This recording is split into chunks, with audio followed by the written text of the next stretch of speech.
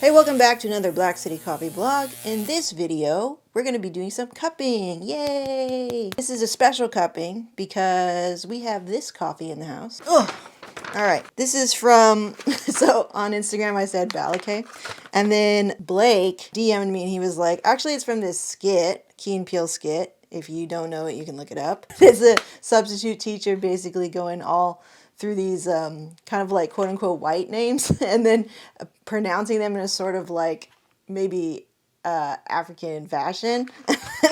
There's a kid in this skit called Blake, the substitute teacher, pronouncing it like Balake. Balake. Yeah, that was hilarious. I forgot about that skit. Here we have Sulawesi Indonesian beans. They are washed with an altitude of 1100 to 1800 meters. That's quite a jump. Batch size was 140 grams on the hot top. It was roasted on the 27th. Let me know what you think. Cool. Hope you like it. Thank you, Blake. I'm just going to say Blake so I don't appropriate nothing, okay? Don't come for me. Roasted on the 27th, so let's write that on the bag. So that's December 27th. So that takes us all the way to, it took a while to get to me, so, you know, sorry about that. I mean, that's just how it has to be. The P.O. box, they forward mail to me. But yeah, I'm really excited to try these. Thanks for the sticker. I'll put it right here. So we're also going to have on the table, because I try to cup regularly to keep my palate, you know, primed, I guess. I don't know. I just like to be in practice. So I have some Brazil. I have some Ethiopia here. That's maybe enough for a cup. I have barely some Vietnam that I saved. Because this is an Indonesian coffee, I want to, like when I'm cupping coffees, I want to be able to kind of like judge it against its peers. So not judge it against something that is totally different, because it could kind of ruin my palate for this coffee. When I do these cuppings for you guys, okay, I'm really excited to do them. They're always going to be positive. Don't be afraid to send me your coffees to cup, and even send me like rose curves and stuff like that if you can manage it. I think it's really fun and we can both learn. You know, I'm not here trying to sit on a high horse telling you this is how to roast this. I think it's really cool to find somebody online who you can jam with about the learning process, to go through the learning process with a buddy basically. And the fact that you guys send me stuff, that's really cool, and I can try it. I can make content for you. We both learn something. I get to make videos and content for this channel that can hopefully teach somebody else something. And even if I don't say nail it or am an expert on every single thing, I think the both of us going back and forth or talking about your roasts and everything and me comparing it to my knowledge at that time, it's still a really good environment for learning. So let's put on the table, probably not the Yerg, probably not. I could do the Vietnam. I think that would be pretty like a good parallel. Probably not the decaf. So we're gonna put Brazil on the table, and I think that's it. Now remember, you need coffee to burn, like prime the grinder.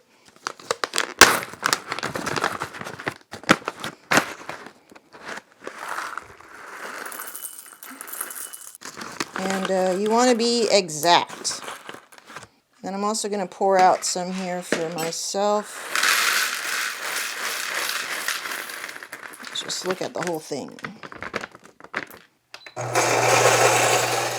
Oh, this Brazil prime grind.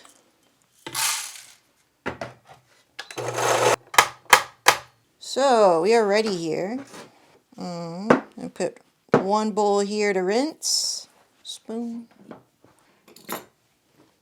Towel. Timer. Okay. Not blind, but we're going to try to just go through the motions. Okay, so the cupping is started. Let's get the smells.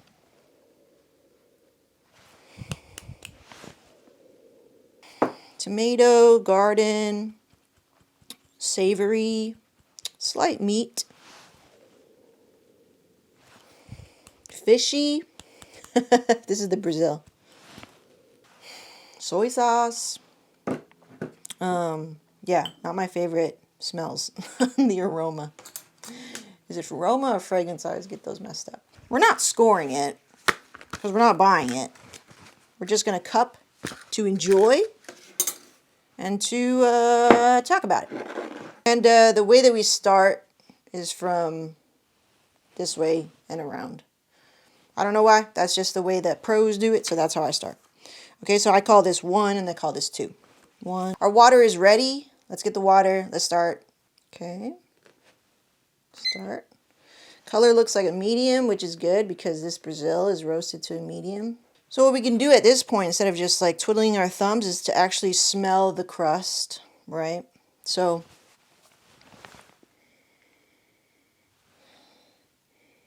always smells like grape nuts. Mom tried to make me eat grape nuts in 4th grade. I remember 4th grade because I had to go to a crazy different school. Not crazy, just like we were living in this one town, and because my sister had to be babysat during my mom's work, we would drive 2 cities over, and then one of the breakfasts was grape nuts. Have you had grape nuts? I feel like it's the least Asian breakfast you can get, because it comes in a box. It's grape nuts. I don't think I've ever seen it in the grocery store in the last 10 years or anything. And you bake it and it becomes like this, like, I don't know. I feel like it's very Caucasian sort of meal.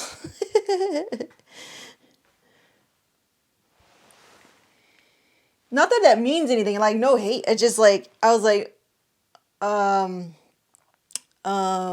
you know, I think when Asian kids are trying to assimilate into society, which is definitely what my parents did, is like make sure, you know, we're not ostracized or weird, because there's definitely that from like an immigrant standpoint, you know. And yeah, I think they were very really good about making sure that we assimilated into American culture, like grape nuts, Lunchables. I remember Lunchables, Capri Sun, things like that. So that smell, it just takes me all the way back to grape nuts and the time that, you know, Mom would make me eat grape nuts, and I was like, did not get. Yeah, so definitely both really similar in terms of like roast level, a medium, I'd call it. I'd be interested to know what your weight loss was, or your moisture loss was, or weight loss, basically. Weight loss, not moisture loss. We don't really know that. You're looking at this like brownie cake-like, you know, crust.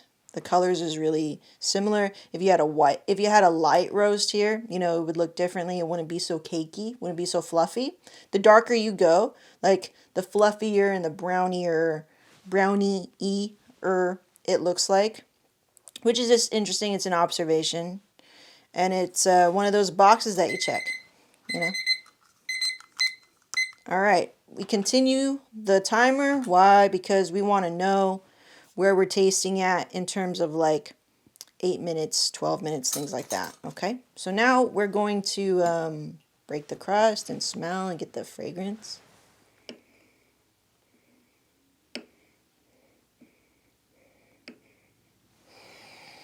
Yeah, grape nuts still. I always get that note. I don't know.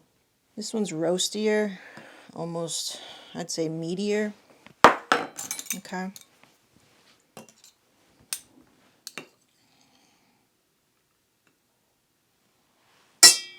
So we're just trying to remove, you know, just the grounds, just the foam. And we're really trying to leave as much coffee as we can there, because we don't want to ruin, this is that imperfect science part. We don't want to ruin sample size to each sample size, right? So another thing I'm working on, what I was just roasting, was some samples for a roasting kit. And like, I'm trying to put together a way to help, you know, facilitate some, I guess, documentation on how to control heat. Like that's basically what we're doing at the roaster is we're controlling the heat for a certain purpose, right? We're trying to look for a certain roast level or whatever. And so I'm trying to put together a kit like that. And if you're interested in something like that, let me know in the comments. And you know, and maybe I can tailor it towards, you know, the type of experience that you want, and then we'll probably sell it on the site, you know. But if you're interested in that, in like a roasting kit of like going from light, medium to dark, and how to manipulate heat to get those results, and how you can kind of play with certain variables, it doesn't have to be the same all the time, to get same or similar results in terms of reaching light, medium, and dark. Does that make sense?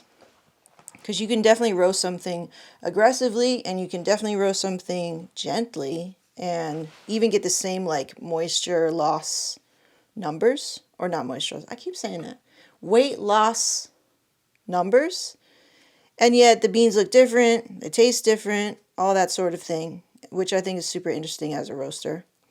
So we're about 3 minutes in of breaking the crust and removing it. So we're going to let it cool down, still pretty hot. So I think we'll take this time to like analyze the beans. Sort of a large bean, right? What I would like to do is I'll take one that looks pretty even like this. Some oils are starting to be present on this coffee. It's a hot top, so the heat is not going to be the most consistent. It's a single wall drum sort of roaster. And we're going to just take a cross section of this actually and just kind of see what's inside while we wait. Looks pretty even to me, so that's good. Like any type of food that you cook, you know, the outside is just going to be more cooked than the inside. But this is pretty even. But definitely looks like a medium roast. When ground, looks like a medium roast. And medium, I think you can really stretch medium. You can be a light medium or you can be a dark medium. And again, that depends on the coffee, how it was roasted, that aggressive or gentle style or whatever, the style of roasting, which is cool. All right, we're reaching 6 minutes, so let's go ahead and give this a whirl.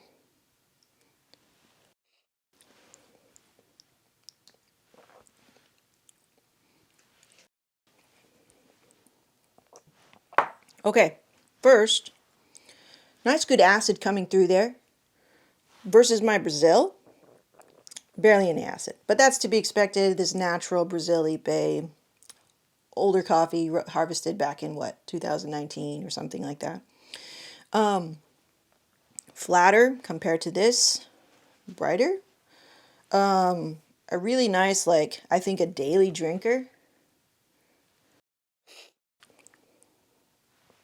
If you want, you could still add cream and sugar to it. There's a bitterness on the back. After that acidity falls down on the palate, it finishes with a bitterness. And that's not exactly a bad thing, because I think a lot of nostalgic coffee drinkers will like that, sort of like, you know, reminiscent of their, you know, back in the day, basically, of that kind of coffee. We call it nostalgic coffee. But there's an acidity here, which is surprising, which is cool. I like. On the mid palate, I find that there's a bit of hollowness. So that could be in the middle phase. Does it always correlate like that? I don't know. I'm really kind of like thinking, just kind of taking in everything. But if there's a hollowness or a feeling of something unfinished, something untapped in the middle, I'm not sure why. It comes right when it falls off the finish. I like the acidity a lot. I think that makes this Indonesian coffee a little bit more exciting than what I was like assuming or expecting. And there's something in the middle that is kind of, it's like not holding the hand to get to that bitterness. And I think that bitterness comes in quite quickly after the finish. And for me, in my palate, I think it would be best balanced with a little bit more sweetness. That way, if you do have that bitterness note at the end, it's kind of more balanced. Like think of dark chocolate cookies. There's a tinge of bitterness, like if you use like a really high quality dark chocolate. I just made some, and I was like, oh, there's like a little bitterness, but it's okay because I have the sugar of the cookie to balance it, and that's why it's so good. Or even a little salt on top, right? And that's me going like chewing it, like really, really, really, really, really trying to taste through the from the top of the taste to the middle of the taste to the finish. So I'm being nitpicky, but I think this coffee is really good, and you keep developing it, nailing it. I really like the acidity, and as it's cooling down, that sweetness is actually coming through, and then taking that bitterness and saying, hey, we come together. So as it's cooling, it's becoming really nice. Yeah, versus this, I know this is not going to be as good.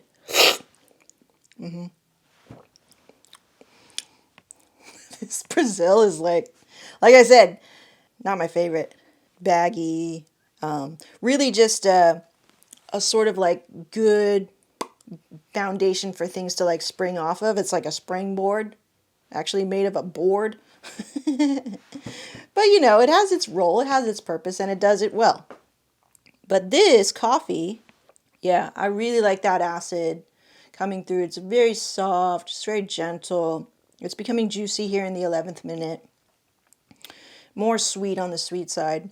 And definitely, as I'm tasting it, it has enough sweetness now to, I think, become something like espresso. Yeah.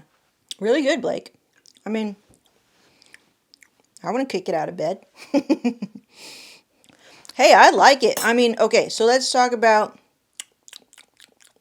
it's not fruits, berries. It's definitely just more on the sweet side, chocolate side, dark chocolate. The colors that I'm tasting, because I want to start with color, right, are yellow, brown, a tinge of green. I think on the front, it's really nice. The finishes on the astringent side or bitter side, drier side. The mouth is dry when it leaves your mouth, when it leaves your palate. So that we call that astringent, right? Sort of astringent, kind of like a tea. How that feels after you finish. The middle is where I think you could develop it a little bit more, maybe, and just accentuate on the sweetness. Blake, I think you did a really good job. I'm getting walnuts, bitter melon, like Asian bitter melon, right? Put that in soups. There's a tinge of bitterness to it, some tobacco leaf, dark chocolate. Dark chocolate. I'd love to see you develop. I think it's the middle phase. I think so. I'm not sure. I'd like to see your roast curve. I think it's the middle phase. I want to see the roast curve on it. I'd love to see that. What was the total roast time of this? What was your charge temp? And what does the middle look like? What does the middle phase look like? I think it has really great acidity at the top. I think the middle, I want to see what's going on there. I think the finish is fine. I think it was roasted really well, pretty evenly. It's right there sitting at a medium compared to my. Similarly, I think the most similar coffee that I could put it up against, you blew this one out of the water, so it tastes way better than this Brazilipe natural processed. Let me know, was this wet hold? I think you did a good job, and thank you for sending it to me. I really enjoyed this, and I hope everybody got to learn something from it. So thank you again, and I'm gonna try to do an espresso, and I'll let you know how that goes too, because I think this could be cool as an espresso, because if this coffee is leaning more to the sweet side of things, like, you got your Kenyas, your Africas and stuff, they lean towards the lighter side and brighter, citrusy and fruity side of things. Like, I want to see this lean into super chocolatey, sweet chocolate stuff. Yeah, that'd be cool. So I'll do that later today, and I'll let you know, probably on IG or something, and see how that tastes. And you gave me a good little chunk for me to try to dial that in. So I hope you guys enjoyed that, and I will see you in the next video. Bye.